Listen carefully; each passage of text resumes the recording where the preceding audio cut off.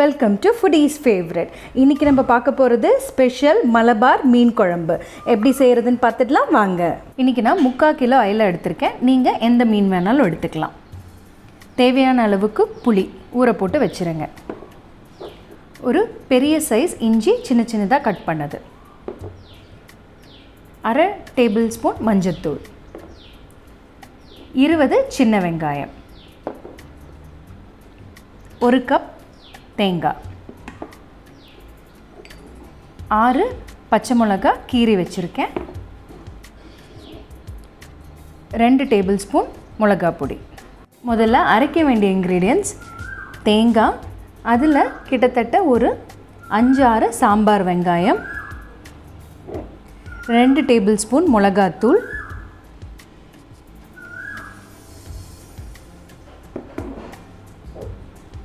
1/2 table spoon மஞ்சத்தூள்.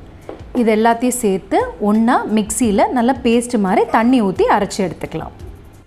நான் இன்றைக்கி மீன் குழம்பு செய்ய மண் சட்டி எடுத்திருக்கேன். அதில் ஃபஸ்ட்டு நம்ம மீனை ஆட் பண்ணிக்கலாம். பச்சை மிளகாய், சின்ன சின்னதாக கட் பண்ணி வச்சுருக்கிற இஞ்சி, கரைச்ச புளி. புளி வந்துட்டு உங்கள் டேஸ்ட்டுக்கு ஏற்ற மாதிரி நீங்கள் சேர்த்துக்கோங்க. எங்கள் வீட்டில் மீன் குழம்புனா கொஞ்சம் புளி ஜாஸ்தியாக தான் இருக்கும், அதுக்கேற்ற மாதிரி புளி. அரைச்ச தேங்காய் விழுது,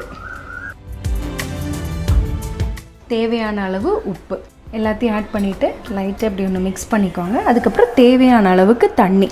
இப்போ தண்ணி பார்த்திங்கன்னா நல்லா அந்த மீன் முங்குற அளவுக்கு தண்ணி. எல்லாத்தையும் சேர்த்து இன்னொரு தடவை அப்படியே மிக்ஸ் பண்ணிக்கோங்க. நம்ம இப்போ இன்னும் ஸ்டவ் ஆன் பண்ணல, இனிமேல் தான் ஸ்டவ் ஆன் பண்ண போகிறோம். இப்போ நான் ஸ்டவ் ஆன் பண்ணிவிட்டேன். இப்போ எல்லாத்தையும் சேர்த்தாச்சு. இது நல்லா கொதிக்கணும். நல்லா கொதித்ததுக்கப்புறமா நம்ம சிம்மில் வச்சுட்டு ஒரு 10-15 நிமிஷம் நல்லா கொதிக்கிற வரைக்கும் வேக விட்டுடலாம். இப்போ தமிழ்நாட்டில் பார்த்திங்கன்னா எல்லாத்தையும் செஞ்சுட்டு கடைசியில் மீன் போடுவாங்க. நீங்கள் ஒன்றும் பயப்படவே வேண்டாம், மீன் உடையவே உடையாது. ஏன்னா புளி எல்லாத்தையும் சேர்த்ததுனால மீனும் அப்படியே சூப்பராக இருக்கும். நல்லா வேகிற வரைக்கும் வெயிட் பண்ணலாம். இப்போ பாருங்கள், நல்லா கொதிக்க ஆரம்பிச்சிருச்சு. நான் சிம்மில் வச்சுருக்கேன். ரொம்ப அப்படி நடுவுலலாம் கரண்டி விட்டு இலக்கிட வேண்டாம், கிளற வேண்டாம். இது வந்து ஜஸ்ட் இப்படி சைடில் மட்டும் இப்படி கொஞ்சம் தள்ளி தள்ளி விட்டுக்கோங்க. இப்போது சிம்லையே ஒரு 10 நிமிஷம் நல்லா கொதிக்கட்டும். கொஞ்சம் அந்த நம்மளோட அந்த தண்ணியோட அளவு கொஞ்சம் கம்மியாகிற வரைக்கும் வெயிட் பண்ணலாம்.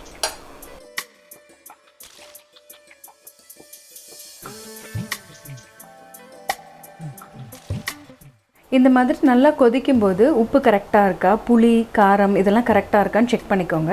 இன்றைக்கி இதெல்லாமே எனக்கு கரெக்டாக இருக்குது. கொஞ்சம் உப்பு மட்டும் கம்மியாக இருக்க மாதிரி இருக்குது, அதனால் நான் அதை மட்டும் ஆட் பண்ணிக்கிறேன். அவ்வளோதான். இன்னும் கொஞ்சம் நேரம் கூட கொதிக்கட்டும். அவ்வளோதான், நம்மளோட மீன் குழம்பு சூப்பராக ரெடி ஆகிடுச்சு. இந்த ஸ்டேஜில் ஜஸ்ட்டு ஒரு கொத்து கருவேப்பிலை மட்டும் மேலே ஆட் பண்ணிக்கலாம். இப்போ நீங்கள் பாருங்கள், நம்ம எவ்வளோ நேரம் கொதிக்க வச்சுருக்கோம். அப்படி இருந்தாலுமே மீன் எதுவுமே உடஞ்சிருக்காது. பாருங்கள், அப்படியே தான் இருக்கும். அதனால் அவ்வளோதான். இனி தாளித்து கொட்டிட வேண்டியது தான். தாளிக்கிறதுக்கு இப்போ ஒரு கடாய் வச்சுட்டு அதில் கிட்டத்தட்ட ஒரு 2 டேபிள் ஸ்பூன் தேங்காய் எண்ணெய், அதுக்கப்புறம் மீதி இருக்கிற சாம்பார் வெங்காயமும் கொஞ்சம் கருவேப்பிலை, இது எல்லாத்தையும் ஆட் பண்ணிவிட்டு நல்லா இந்த வெங்காயம் ஃபுல்லாக நல்லா ப்ரௌன் கலர் ஆகிற வரைக்கும் வெயிட் பண்ணலாம். ஆனதும் நம்மளோட மீன் குழம்புல சேர்த்துற வேண்டியது தான்.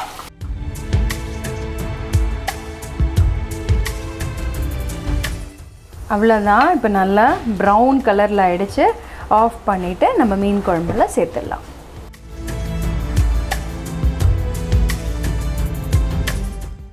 அவ்வளோதாங்க, நம்மளோட மலபார் ஸ்டைல் மீன் குழம்பு ரெடி ஆகிடுச்சு. இதை சாப்பிட்டு என்ஜாய் பண்ணலாம்.